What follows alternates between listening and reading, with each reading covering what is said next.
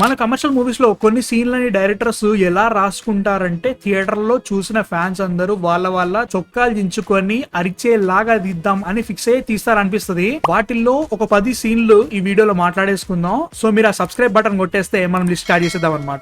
List లో నాకు first గుర్తుకొచ్చే సీన్ కలేజా ఇంటర్వెల్ సీన్. నేను ఎన్నో సూపర్ హీరో మూవీస్ చూసాను, ఎన్నో సూపర్ హీరో మ్యూజిక్స్ విన్నాను. కలేజాలో మహేష్ బాబు గారికి ఉండే ఎలివేషన్ బీజిఎం ఏ సూపర్ హీరో మ్యూజిక్ కి తక్కువ తీసేపోదు. ఆ మ్యూజిక్ కి తగ్గట్టు విజువల్స్, ఆ మ్యూజిక్ కి తగ్గట్టు ఫైట్ సీక్వెన్స్, ఆ మ్యూజిక్ కి తగ్గట్టు ఎలివేషన్స్ ఇంటర్వెల్ లో పడతా ఉంటాయి.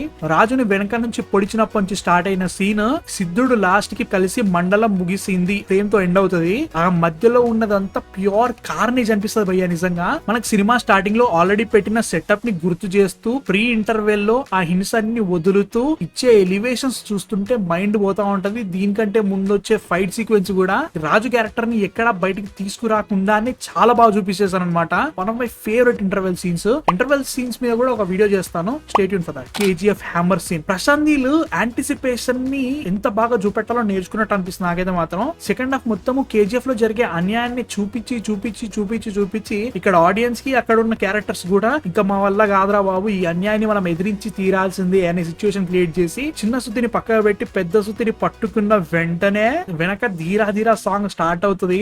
అక్కడ నుంచి మైండ్ లోకి వెళ్ళి వాడిని ఈడ్చుకొచ్చి అందరూ అరుస్తున్నప్పుడు వాడిని చంపేదాకా అసలు ఆ సీనే వేరే లెవెల్ భయ్యా. దాంట్లో ఉండే ఎమోషనల్ వెయిట్ చాలా బాగుంటది అనమాట. వేరే లెవెల్ లో ఎక్కేస్తుంది ఆ సీన్ అయితే మాత్రం. One of the best scenes in KGF. Next goes to Kantara cinema అంతా ఒక ఎత్తు అయితే మాత్రం ఆ సినిమా క్లైమాక్స్ ఇంకో ఎత్తు. అప్పటి వరకు మనకి సెటప్ పెట్టినా గానీ పే ఆఫ్ చూసినప్పుడు మైండ్ పోతా ఉంటది. పంజుర్లి అండ్ గుల్లిగా గురించి మనకు ముందే చెప్తారు, మనకు అన్యాయం చూపిస్తా ఉంటారు. తర్వాత దేవునికి కోపం వచ్చేసి శివాని ఆవహించిన తర్వాత ఉంటది. ఇంకా ఆ సీన్ ఎన్నిసార్లు చూసినా గానీ దాంట్లో ఆథెంటిసిటీ ఎంత బాగా కనబడతా అంటే నాకైతే మాత్రం one of the best performance, one of the best scene అనమాట సినిమా మొత్తం. ఆ సీన్ చూసినంత సేపు ఒక ట్రాన్స్ లోకి వెళ్ళిపోతాం. One of the best scenes. Mind పోయింది అసలు ఆ సీన్ చూసిన తర్వాత. Salaar interval scene. 6 ఏళ్ల ఆకలి. బాహుబలి 2 తర్వాత ఒక సరైన సీన్ ప్రభాస్ కి అసలు పడలేదనే ఫీలింగ్ లో ఉండే. అందులోనూ ఫస్ట్ హాఫ్ అంతా మీకు ఫుల్ మీల్స్ పెడతారు, కొంచెం ఆగండ్రా అన్నట్టు నడుస్తా ఉంటది నరేషన్ అంతా. క్వారీ సీన్ లో జస్ట్ టిఫిన్ పెట్టలేసిండో. ఇంటర్వెల్ సీన్ అయితే మాత్రం విందు భోజనం భయ్యా. అసలు రాధారమ్మ దేవరదకి ఇచ్చే ఎలివేషన్స్ వింటూ ఉంటుంటే మైండ్ పోతా ఉంటది. అసలు ఫోకస్ లో కూడా చూపెట్టాడు ప్రభాస్ ని. అక్కడ వాయిస్ ఓవర్ కి ఇక్కడ ప్రభాస్ కట్అవుట్ కి మ్యాచ్ చేస్తూ రాసుకున్న scene.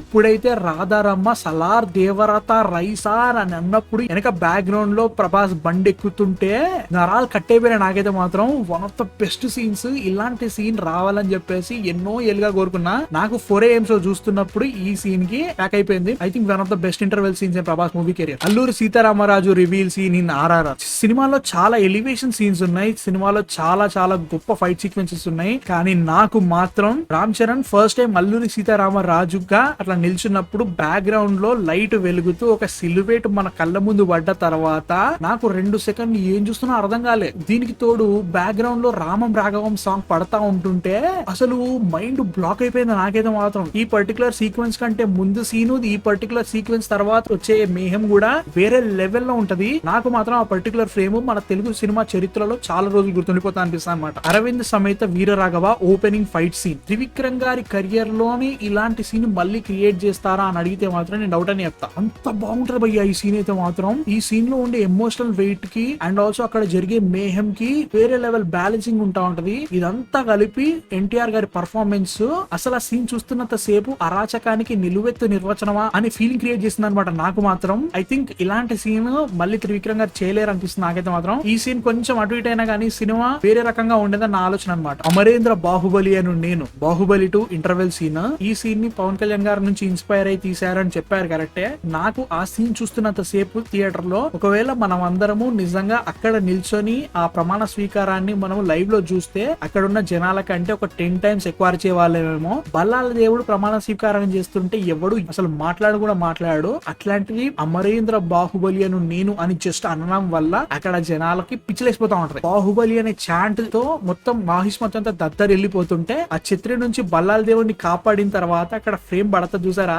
One of the best interval sequences. ఎన్ని సినిమాలు వచ్చినా గానీ బాహుబలి నా హార్ట్ లో ఒక స్పెషల్ ప్లేస్ లో ఉంటది అనమాట. ఇలాంటి ఐకానిక్ సీన్స్ ఎన్ని రోజులైనా గుర్తుండిపోతాయి నాకైతే మాత్రం. Rolex entry in Vikram cinema మొత్తం చూసిన తర్వాత అమ్మ బాబా ఇంత బాగుంది సినిమా, ఇంత గొప్పగా తీసిండు. ఇప్పుడు ఈ సినిమాకి తగ్గట్టుగా ఉండాలి రోలెక్స్ క్యామియో అని అనుకుంటూనే ఉన్నాను. సీన్ స్టార్ట్ అయింది. ప్రీవియస్ గా జరిగిందంతా మర్చిపోయే రేంజ్ లో ఇచ్చిన అనమాట సూర్య పర్ఫార్మెన్స్. ఈ సీన్ ఎంత గొప్పగా ఉండదంటే సినిమాటిక్ యూనివర్స్ లో జస్ట్ సెకండ్ మూవీ నుంచే ఈ సినిమాటిక్ యూనివర్స్ మొత్తానికి నేనే బిగ్గెస్ట్ విలన్ ని అని థానోస్ లెవెల్ లో చూపిస్తారనమాట రోలెక్స్ ని. బ్యాక్గ్రౌండ్ లో అనిరుద్ధ్ బీజిఎం తో చేసిన డ్యూటీ ఎన్నేళ్ళైనా మర్చిపోను భయ్యా. నేనైతే మాత్రం మైండ్ పోదా ఉండదు ఆ సీన్ చూస్తుంటే మాత్రం. నన్ను అడిగితే ఖైదీ 2 విక్రమ్ 2 కంటే చాలా మంది రోలెక్స్ స్టాండ్ అలోన్ మూవీ గురించే వెయిట్ చేస్తున్నారు అనమాట. Next goes to RRR interval sequence.